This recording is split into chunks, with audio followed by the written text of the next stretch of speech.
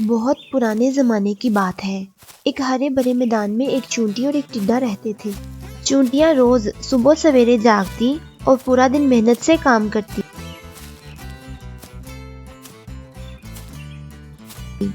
وہ دور کھیتوں سے گندم کے دانے اٹھا کر گھر لاتی اور ہر دانہ بڑے دھیان سے ایک چھوٹے سے کمرے میں رکھتی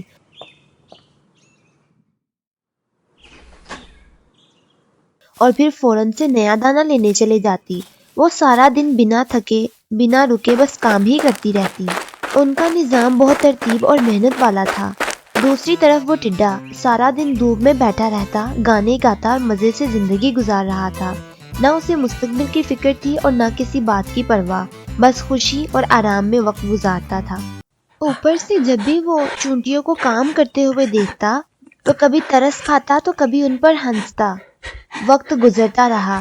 ایک دن ہمیشہ کی طرح چونٹیاں دانے لا رہی تھی جب ایک چونٹی بھاری دانہ اٹھاتے ہوئے پھسل گئی اور زمین پر گر گئی اور وہ روتی رہی۔ چونٹی نے کہا، ٹڈے بھیا، کیا آپ میری ذرا سی مدد کریں گے؟ یہ دانہ میرے گھر تک پہنچا دیں، بڑی مہربانی ہوگی۔ مگر ٹڈے نے سنی انسنی کر دی اور پھر اپنے گانے میں گم ہو گیا۔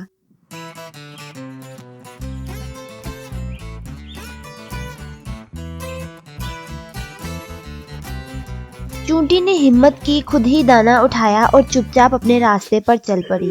کچھ دیر بعد ٹڈا بولا، ارے چونٹی، تم اتنی محنت کیوں کرتی ہو؟ ذرا آرام کر لو، میرا گانا سن لو، دن لمبا ہے، دھوپ نرم ہے، تھوڑا سا تو مزہ کر لو۔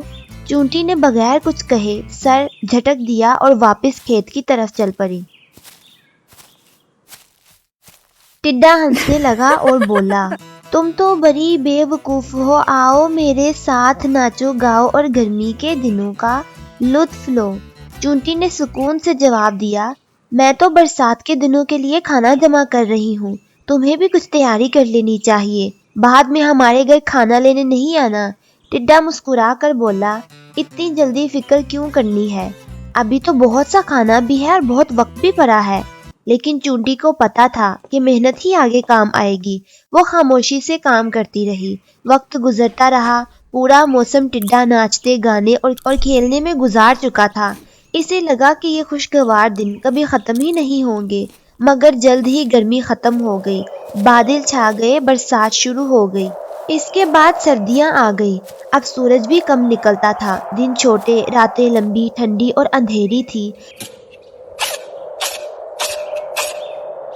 طرف سردی اور برف پھیل گئی تھی۔ بیچارہ ٹڈا سردی سے کانپ رہا تھا، بھوک سے نڈال خشک پتوں کے نیچے پناہ ڈھونڈ رہا تھا، مگر ٹھنڈی ہوا نے سب پتے اڑا لیے۔ اب اسے احساس ہوا کہ اس نے کتنی بڑی غلطی کی تھی، نہ گھر تھا نہ کھانا تھا، چاروں طرف صرف برف اور خاموشی تھی۔ وہ سوچنے لگا، کاش میں چونٹیوں کی طرح محنت کرتا۔ کچھ دن بعد وہ مزید کمزور ہو گیا، اب تو اسے چلا بھی نہیں جا رہا تھا۔ تو اسے یاد آیا کہ چونٹیاں اپنے گرم گھروں کے اندر ہوں گی۔ اس نے فیصلہ کیا کہ وہ ان کے پاس جائے گا۔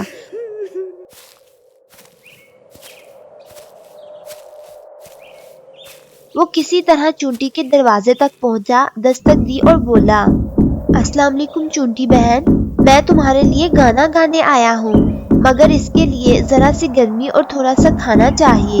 چونٹی نے دروازہ کھولا اور بولی، ٹڈے بھائی، اب ہمیں تمہارے گانے کی ضرورت نہیں، بتاؤ گرمیوں میں تم کیا کر رہے تھے؟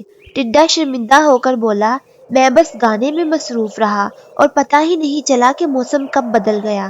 چونٹی نے سنجیدگی سے کہا، جب ہم کام کر رہے تھے تم ہمارا مذاق اڑا رہے تھے، اب سردی آ گئی ہے، اب ہمارے پاس نہ تمہارے لیے جگہ ہے اور نہ ہی کھانا۔ یہ کہہ کر چونٹی اندر چلے گی اور دروازہ بند کر دیا۔ بیچارہ ٹڈا باہر سردی میں بیٹھا روتا رہا۔